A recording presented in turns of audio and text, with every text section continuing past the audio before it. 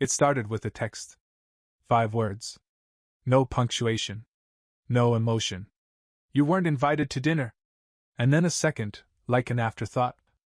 Your brother's girlfriend doesn't like you. That was it. No apology. No explanation.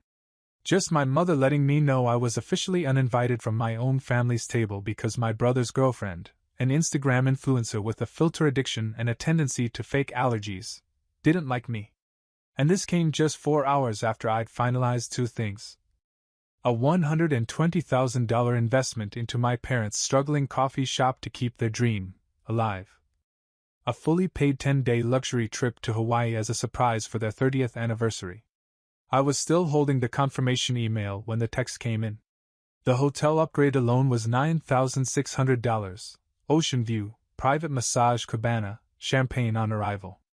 I'd chosen the package with love, thinking maybe this would finally be the thing that made them look at me the way they looked at my brother. But instead I got that text. I stared at the screen for a long time, my thumb hovering over the reply button. I had a lot I wanted to say. But I just typed. Okay. That was it. No more words. Just a quiet, okay, from the kid who always showed up, always paid up, always forgave. And then I went to war. Let's rewind a second. I'm the oldest. The forgotten one. The utility son. My brother Nathan? He's the golden boy. The baby. The miracle child they weren't expecting. And by miracle, I mean the freeloading manchild who's failed at 5 different business ventures, wrecked 2 cars I paid for, and somehow still gets treated like he invented gravity. Our family dynamic is simple. Nathan dreams, I pay. He crashes, I clean. He lies, they believe. I breathe wrong, and I'm the problem. At 23, I was already working 2 jobs and sending money home. Just until things get better. At 26, I co-signed the cafe loan that no bank would touch. At 28, I paid off their second mortgage because my mom couldn't sleep with so much debt hanging over her. Meanwhile, Nathan bought NFTs and started a podcast called Crypto Vibes Only. But sure, his girlfriend doesn't like me. Maybe it's because I called out her pyramid scheme protein powders at Christmas. Or maybe because I didn't fawn over her story about manifesting a Prada bag. But either way, my mom took her side. And this wasn't the first time I'd been excluded. It was just the first time they had the audacity to text me about it directly. The worst part? I hadn't even told them yet that I cut my own honeymoon short to fund their cafe's tax crisis. I had been married for 2 months. My wife was asleep in our hotel room in Barcelona while I was on the phone with their accountant wiring emergency money like it was Monopoly cash. She never complained. She just said, "They're your parents. I get it." But now she was sitting across from me, silent, watching my jaw clench around my "okay" reply. She didn't say a word. Just slid her hand over mine and whispered, "You don't have to keep doing this." And something cracked inside me. Not loud. Not explosive. Just cracked. I walked into my office, sat down at my computer, and opened up my banking dashboard. There it was, the $120,000 wire from last week. Still pending, but reversible. I canceled it. Next, the Hawaii trip. Flights, hotel, excursions canceled. I even called the Dolphin Tour Agency and told them my family had decided to swim with sharks instead. Then I opened the folder labeled Family Support on my drive. 157 receipts. Years of payments. Every grocery run, every mortgage top-up, every doctor bill I paid. As a gift. Neatly filed. I deleted them all. And then I blocked their numbers. This wasn't a tantrum. This wasn't revenge. It was the end of a transaction. Because that's all I ever was to them, a transaction. Until now. 2 days passed before the silence broke. That's how long it took before my dad called. Not to ask if I was okay. Not to check in. Just to say, "Why did the cafe payment bounce?" That was it. Not, "Hey, are you sick?" Not, "We're worried about you." Not even a damn, "Hello?" Just full-on panic mode because the bills didn't magically pay themselves like usual. I didn't answer. I let it go to voicemail. Then another call. Then a third. By the sixth missed call, he texted, "This isn't funny, Mason." Ah, there it was. Humor. Because my financial servitude was a joke to them. Me pulling away? That was the punchline. I didn't reply. An hour later, my mom tried calling too. No voicemail, just a missed call. She hates voicemail. Says it's too much effort to listen to people ramble.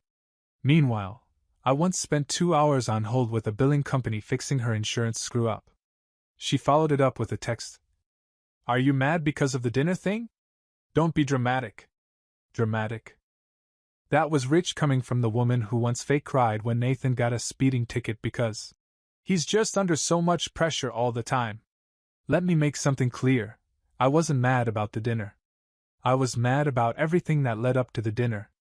The dinner was just the final straw poking the ribs of a camel that had already been dead for a while. Let's talk about Nathan for a second. Nathan's first car? A brand new Mustang. He crashed it within a month. Claimed it was a weird curve. Insurance called it texting and speeding. My parents said, "It's just a lesson." My first car?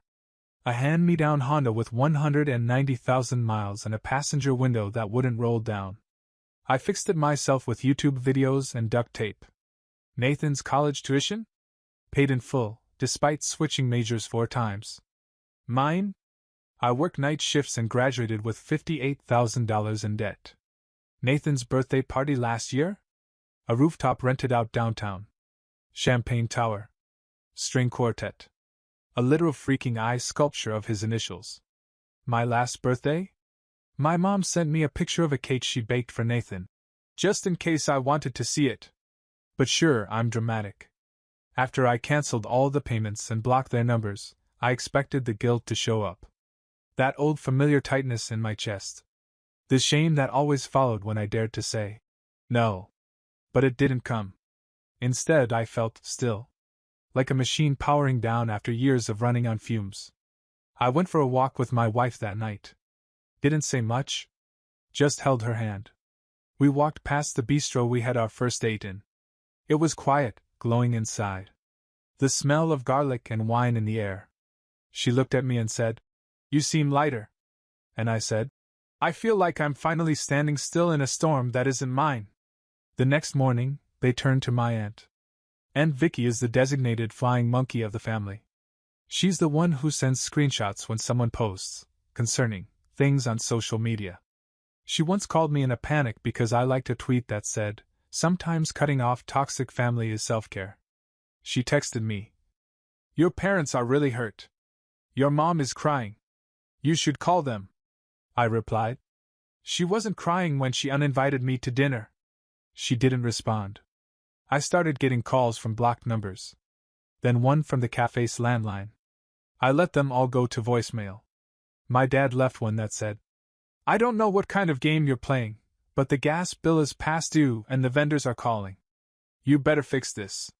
Not, "Can you help?" Fix this. Like I broke something by stopping the flow of money. That's the moment it really hit me. Not just a gut punch, but a cold realization that sat deep in my bones. They didn't love me. They loved the version of me that was useful. That paid. That stayed quiet. That apologized when I didn't do anything wrong. The real me? The one who wanted to be heard, to be included, to be treated like a son and not a financial safety net? That version was inconvenient. And then came the kicker. A text from Nathan himself. "Bro, WTF did you do? Mom and Dad are freaking out. They said you're threatening them financially or something? You need to chill and stop acting like a victim." I stared at the message. Read it 5 times. Then I wrote back, "You can Venmo them the gas bill. I'm retired." No reply. I smiled. That night, I opened a document on my laptop and titled it Receipts. I started writing everything down. Not just the transactions, the moments. Every time I paid. Every time I showed up. Every time they didn't. Because this wasn't revenge anymore. It was a record. I didn't want to forget. And one day, when they tried to rewrite the story, I'd have the real version ready to go. and this time, I'd be the narrator. 3 days into the blackout, my mom showed up at my office. I'd never seen her there before. Not once. Not when I launched the business. Not when I signed the lease on my new floor.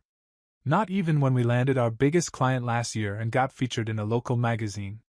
But now that the money stopped, she was in the lobby, wearing sunglasses inside like she was mourning her financial lifeline. My receptionist buzzed me, confused.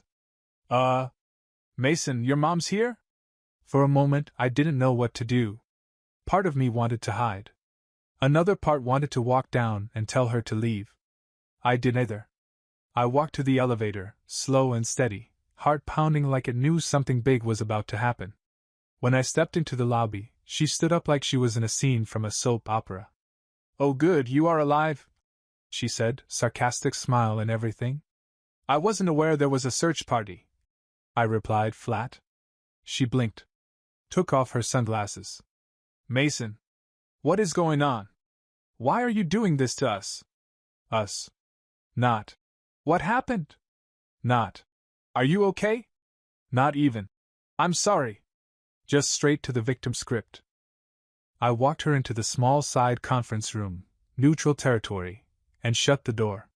"You canceled everything," she said. "The utilities. The trip. You even reversed the cafe transfer.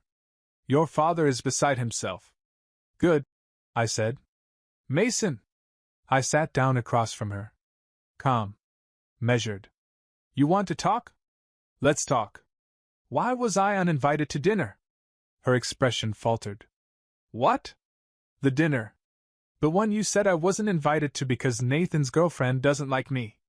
She crossed her arms. "That wasn't personal. You know how sensitive Brittany is.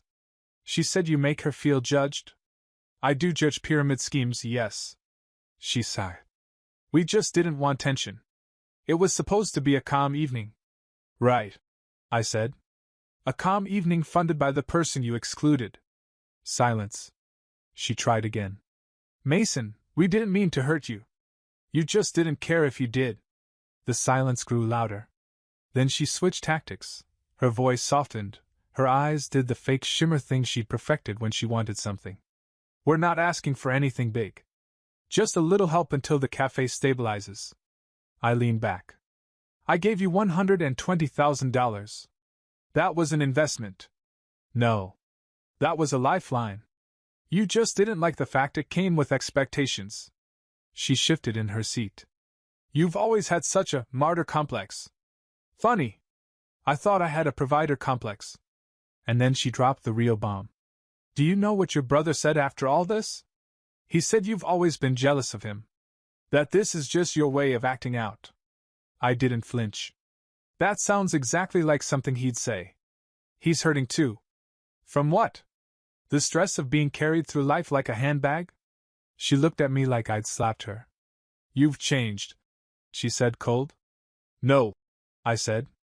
"I just stopped paying for your silence." We sat there, staring at each other. She looked like she wanted to cry. Not because she was sad, but because her usual tools, guilt, deflection, manipulation, weren't working anymore. Then she stood up. "If you want to destroy this family over a dinner, that's your choice." I didn't move. "I didn't destroy anything," I said. "I just stopped pretending it wasn't already broken." And then she left. No hug. No goodbye. Just a huff and a slammed door that didn't quite echo as much as she probably wanted it to. That night, Nathan posted a photo on Instagram. He and Brittany, holding cocktails, captioned, "Celebrating clarity. Some people subtract from your peace. Protect your circle." No mention of me. But I was tagged in a comment. One of his followers. "Didn't your brother pay for that cafe?" Nathan replied. "Not really.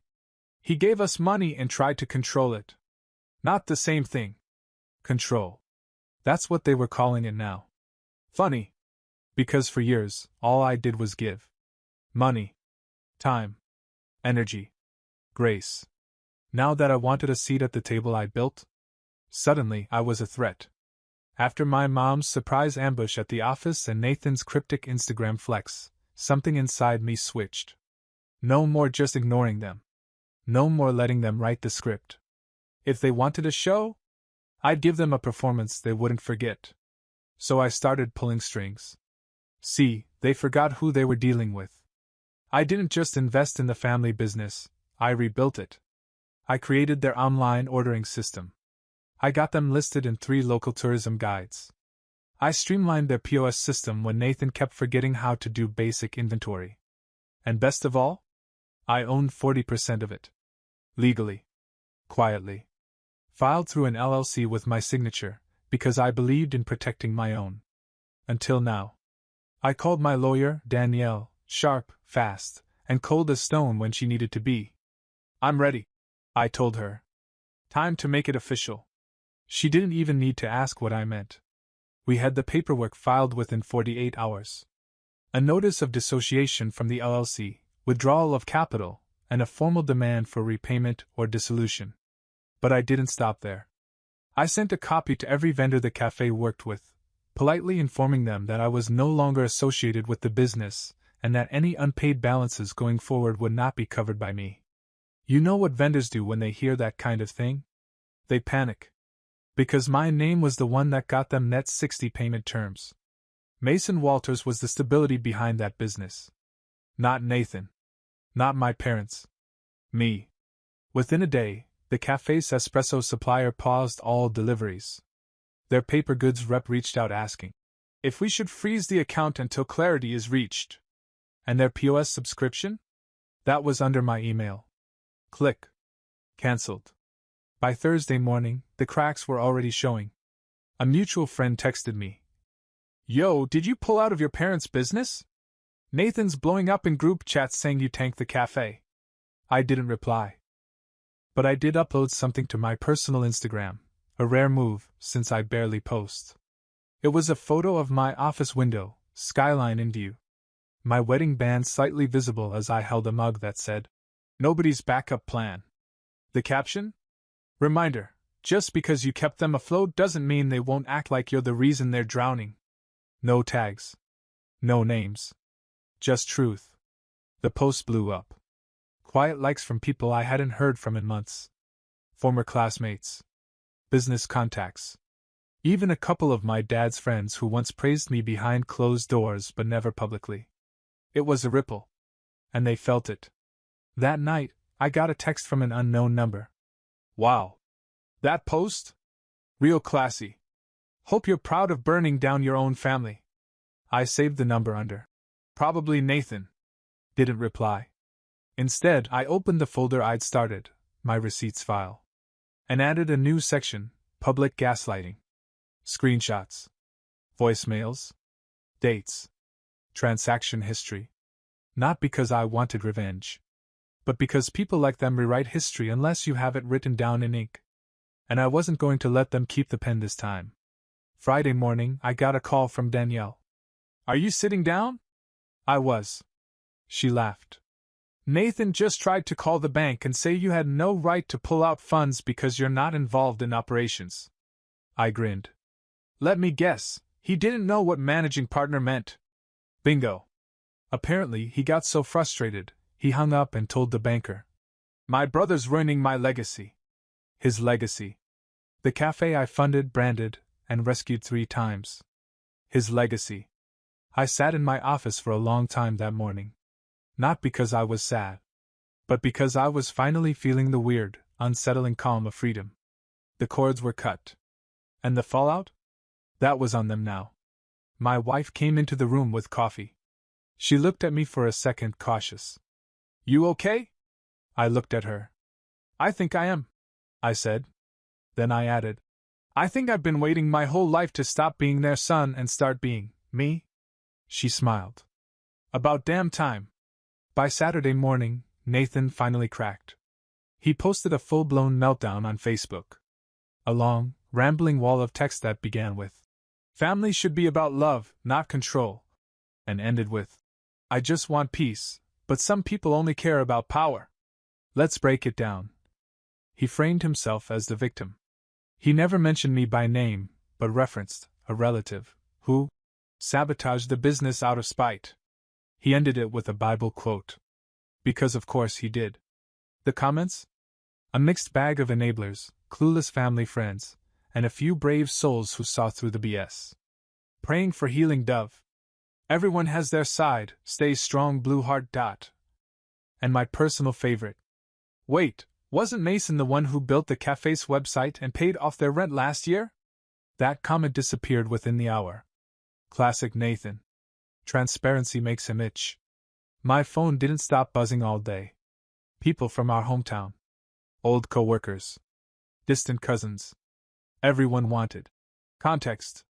Everyone wanted the tea. I gave none.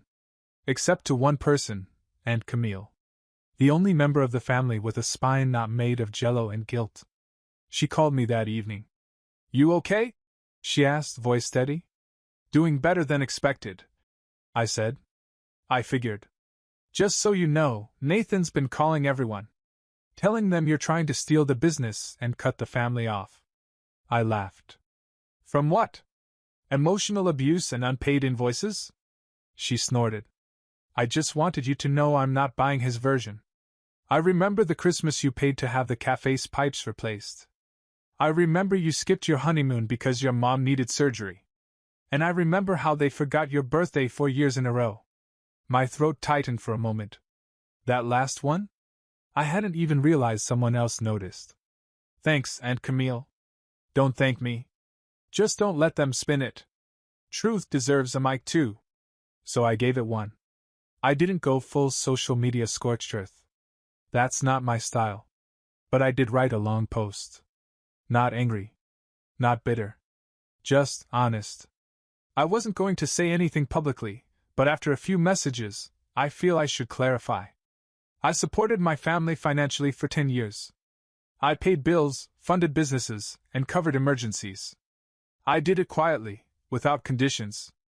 I was excluded from family events, belittled, and made the scapegoat when I began setting boundaries. Recently, I chose to step back. Not to hurt anyone, but to protect myself. I'm sharing this not for pity, but for clarity. Boundaries are not betrayal. Silence is not guilt. And walking away from manipulation isn't cruelty, it's survival. No names. No drama. Just facts. It went semi-viral in our local network. Comments flooded in.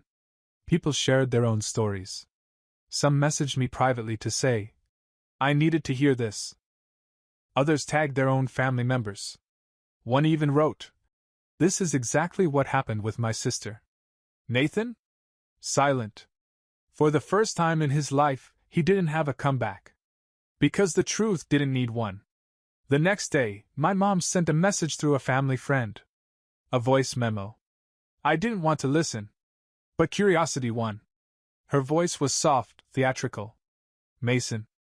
I don't know what's happened to you. You used to be kind. You used to care about us. I never thought you'd turn the whole town against your own family. This isn't you. We raised you better than this. I played it again. This isn't you. Funny. Because for the first time in my life, I was pretty damn sure it was. On Monday, Danielle called me again. You ready for the update? Hit me. She paused. So we got the financials. And Nathan's been cooking the books. What? He's been transferring money from the cafe's accounts to a separate consulting firm registered under his name. No employees. No office. Just a shell. How much? About $28,000. I sat back in my chair. This wasn't just family drama anymore. This was fraud. Nathan always thought being the fun one would save him. He believed charm could cover incompetence. That if he posted enough inspirational quotes and smiled hard enough in family group photos, the world would forget he'd never held down a real job for longer than 6 months. But numbers don't lie. And Danielle's report didn't smile. $28,000. That's how much Nathan siphoned out of the cafe under the label consulting services. To himself. No invoices. No contractors. No deliverables. Just payments sent to a shell company listed at a P.O. box, one he never mentioned to anyone. Not even my parents. It would have gone unnoticed too, if I hadn't withdrawn from the business and requested a full financial audit as part of my exit. What he didn't understand was that removing me from the business didn't just unplug the money. It opened the curtains. I scheduled a meeting with my parents. One last conversation. I chose a neutral place, a business suite I sometimes use for client meetings. Clean, professional, with just enough formality to keep emotions on a leash. They walked in together. Dad looked stiff, arms crossed. Mom wore sunglasses again, indoors. Classic. Nathan was not invited. "Thank you for coming," I said. No warmth. They sat. Didn't speak. I placed a folder on the table and slid it forward. "These are financial records from the cafe." Dad glanced at it, unmoved. "We've seen the books." "No. You've seen what Nathan showed you. This is the full report from our shared accountant." Silence. $28,000. Gone. Paid to a company that doesn't exist outside of a P.O. box and Nathan's Venmo account. Mom flinched. Dad didn't react. "He's been stealing from you," I said. "From the business. From the same cafe I helped save 3 times. Dad grunted. "That's not possible. It's already been verified. The money trail is clean. The LLC is fake. He's been drawing cash for months. While I was covering your back, he was robbing your pocket." My mom opened her mouth, but I cut her off. "You don't have to believe me. You'll be hearing from the IRS soon. Danielle submitted the paperwork this morning." They left without speaking. No apology. No anger. Just stunned silence. That night, Nathan messaged me. "You couldn't let it go, huh? You always needed to be the hero. You think they'll love you now? Newsflash, they still won't. You ruined everything." I replied with a screenshot of the financial report. No words. He left it unread. 2 days later, I got a message from someone I hadn't spoken to in 10 years, Mr. Jennings, my high school business teacher. Subject line: "Saw your post. Proud of you." He wrote, "I remember when you stayed after school to print job applications while your brother was getting a new car. You said you didn't mind? You said he needs more help than I do. You were wrong. He didn't need help. He needed boundaries. I'm glad you finally gave him one." I sat with that email for a long time. Because it hit something deep. I spent most of my life thinking I was stronger for taking on more. For holding silence instead of making waves. For fixing what I didn't break. But now, I realized strength wasn't swallowing injustice. It was walking away from it. A week later, the cafe shut down. No announcement. No farewell post. Just a note on the door. Closed until further notice. I didn't celebrate. I didn't laugh. I just sat in my office, sipping coffee I brewed myself, and whispered, "I tried." Because I did. God knows I did. Then something unexpected happened. A woman came to see me. She was tall, early 40s, wore a tired cardigan and eyes that had seen too much. She introduced herself as Angela, the cafe's former bookkeeper. "I heard what happened," she said. "I just wanted to thank you." "For what?" I asked. "For caring enough to blow it up before it got worse." She slid a tiny envelope onto the table. Inside was a note. Handwritten. Crumpled. Clearly torn from a notebook. "I'm sorry. You were always the one who showed up. I'm so sorry. Mom." I didn't know how to feel. But I folded the note carefully and put it in the same drawer as the cafe's business license. They both belonged to the past now. Nathan showed up at my building. No call. No warning. Just his beat-up Audi double parked out front like entitlement had its own valet service. I watched him from my office window, hands in his pockets, pacing like a man preparing for a role he hadn't rehearsed well enough. I could have ignored him. Should have, maybe. But I told the receptionist. Send him up. If he wanted one last scene, I'd give him the ending he never expected, a quiet one. He walked in like he was late to something important, like I owed him minutes he was generous enough to spend. "Mason," he said, nodding like this was a job interview and not a fallout. "Nathan." Silence. He looked around the office like it was an alien planet. Then he sat down across from me and leaned forward. "You didn't have to do it like this." "Didn't I?" I asked calmly. You humiliated them. You embarrassed the whole family. No, I said. They did that when they chose silence over accountability. I just stopped covering it. You think you're the good guy? No. I think I'm the one who finally got tired. He shifted in his chair, eyebrows raised, expression shifting to that tired smirk he wore when he thought he could win people over. I was under pressure, all right? I was trying to make the cafe profitable. By stealing from it? It wasn't stealing, he snapped. I was paying myself back for all the hours I put in. You mean the hours you spent creating TikToks and burning through the budget for vegan oat bars nobody bought? His mouth opened, then closed, then opened again. I'm not perfect, he said. No, I replied. You're practiced. He looked down. No comeback this time. I came here, he said slowly, because Mom's not doing great. She barely talks.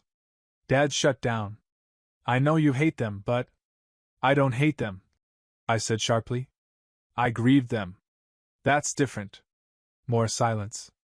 I lost a brother too, I added. He looked up at me, something flickering in his eyes. I know you think I had it easy. You did, I cut in. And you still do, because even now, you're not here to apologize. You're here to make me feel bad for making you feel consequences. He sank into the chair like my words were gravity. You're right, he finally muttered. I screwed up. I leaned forward. And? He hesitated. I don't know how to fix it. You don't, I said. Because you're not supposed to. He looked up. I'm not coming back, Nathan. Not to the family. Not to the business. Not to the role you all wrote for me without my consent. That version of me? He's gone. We sat in the silence that followed. It wasn't angry. It wasn't hostile. It was just final. He stood up. I guess this is it then. I nodded once. He walked to the door. Paused. For what it's worth, he said. I really thought you were the strong one. I was, I said. And now I'm free. That night I cooked dinner with my wife. Just us, jazz playing low, her humming while she stirred something on the stove. And I realized, the version of me who needed their approval was gone. And what took his place? A man who chose peace over permission. I never expected peace to feel so quiet. Not the kind of quiet that comes with loneliness or sadness. But the kind that happens after a storm, when the windows stop rattling and the air finally settles. That's what life feels like now. Still. Not empty. Whole. It's been 3 months since Nathan came to my office. 2 since the cafe officially closed for good. 1 since my parents tried to send a letter through their attorney asking to open a conversation. Danielle called me the same day and asked how I wanted to respond. I told her. We already did. They just didn't listen the first time. She smiled. No reply then? None. And I meant it. Because the thing about closure? It's not something they give you. It's something you choose. I donated the last of the cafe receipts to a community center that helps young entrepreneurs. I figured if something good was going to come from those years of giving, it wouldn't be pity, it would be purpose. The cafe died. But I didn't. I built something better in its place. A business that's thriving. A marriage rooted in truth. A future I don't have to earn through suffering. One night, my wife and I hosted dinner at our place. Just us, 2 close friends, her sister and husband, and our neighbor who always brings amazing wine but can't cook to save his life. Someone raised a glass and said, To Mason, who quietly does more than most people will ever see. I laughed. It was warm. Casual. But later that night, when we were cleaning up, my wife asked, What were you thinking about when he said that? And I said, that I used to want them to say things like that. She didn't say anything. Just reached out and held my hand. I haven't blocked my parents. Not because I want to talk. But because I no longer flinch when they try. Their emails? Left unread. Their calls? Ignored. Their words? Powerless. And Nathan? I heard through a friend that he moved in with Brittany's parents. He started a new podcast called Reset. Fitting name for a guy who hits restart every time accountability knocks. I don't hate him. I just don't need him. Last week, I received a letter. Handwritten. No return address. The handwriting was my mother's. It said, "We're sorry. We don't know how to fix it, but we're trying. We miss you. We're proud of you. We hope that means something."